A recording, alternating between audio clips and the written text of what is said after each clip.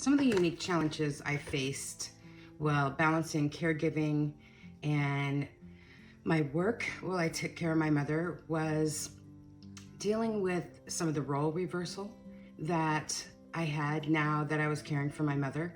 My mother was always the strong one, the matriarch of the family, the person who I went to when I had challenges.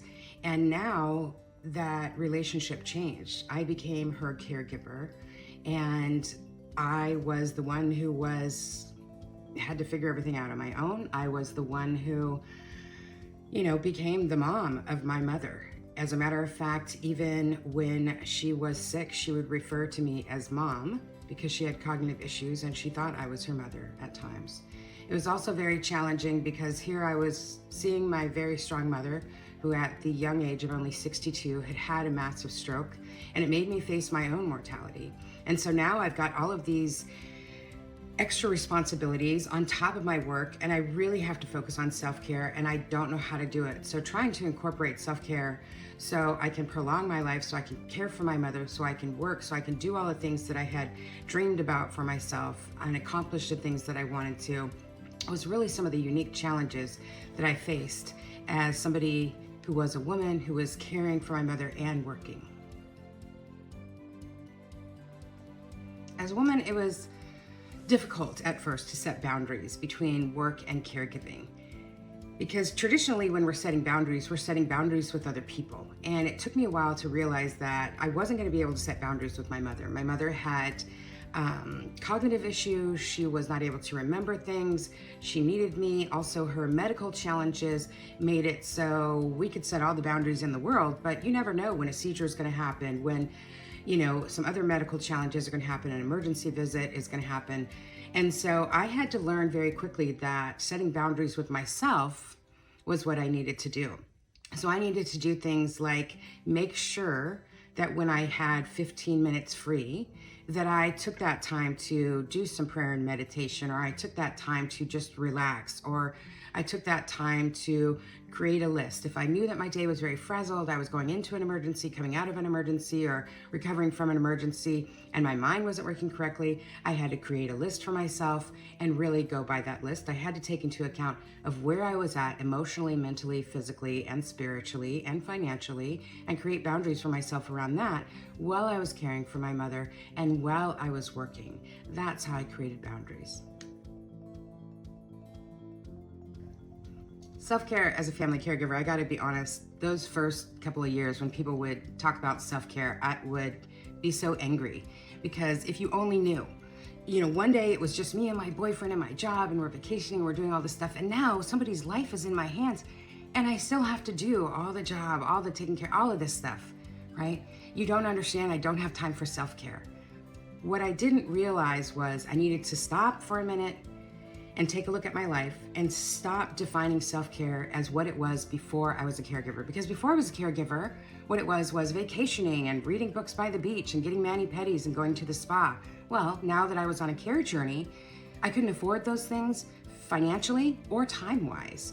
And frankly, even if somebody had gifted me a gift card for a massage, I wouldn't have been able to relax, right? So I need to redefine what my normal was, what self-care looked like, and I had to take it in smaller chunks. It couldn't be a week-long vacation or an hour-long massage. It really needed to start with micro acts of self-care, something as simple as when I went to stay at a hospital visit with my mom, doing a lap around the nurse's station, bringing my water bottle so I could fill it up and drink some water, bringing a small pillow. If I was going to stay overnight, bringing a small pillow or something to help me relax, bringing a phone charger so I could listen to a guided meditation while mom was sleeping at night. Any of those things. When I check the mail, being able to take a deep breath when I check the mail. So I really had to redefine what self-care was. I had to break it down into 30-second acts, 1-minute acts, and 5-minute acts, because my life was different now. Just like when you get a new job or you have a new child or anything like that, you have to take a minute and say, my life is different. Where can self-care fit in? As a caregiver, technology for me was a lifesaver. It was literally the other caregiver. I had this instance one time where I was traveling for work, and I was in Austin, Texas. I live in Washington, and my mother called me and she was choking. And I don't know why she called me instead of 911, but she called me. And I could not call 911 from Austin, Texas, because it would have got me to the local place. And you have a very short amount of time when somebody is choking. Because of the technology that I had, I was able to tell my mother to push her medical alert bracelet, because we had a medical alert bracelet for her. It was already programmed for how the paramedics can get in and everything. Once the paramedics were deployed and able to get in, we had cameras with two-way speakers, two-way intercoms on them. And so I was able to, from Austin, Texas, log into those cameras, one, tell my mom to push her medical alert bracelet, two, communicate with the paramedics that were there to let her know her baseline, let her know, any regular symptoms she has, let them know what's different.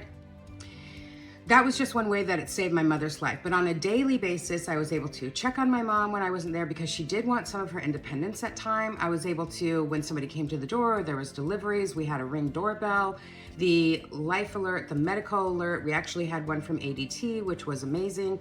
That was a way for, we must have used that thing 12 times. So, in a year. So my mother was able to push that button, and it was all programmed for them to come and be there, whether they could get there faster than me or not. If I wasn't there, they could be there lickety splits. And so technology can be the other caregiver for you. Another thing is, you want to look at apps that are going to help you on your caregiving journey.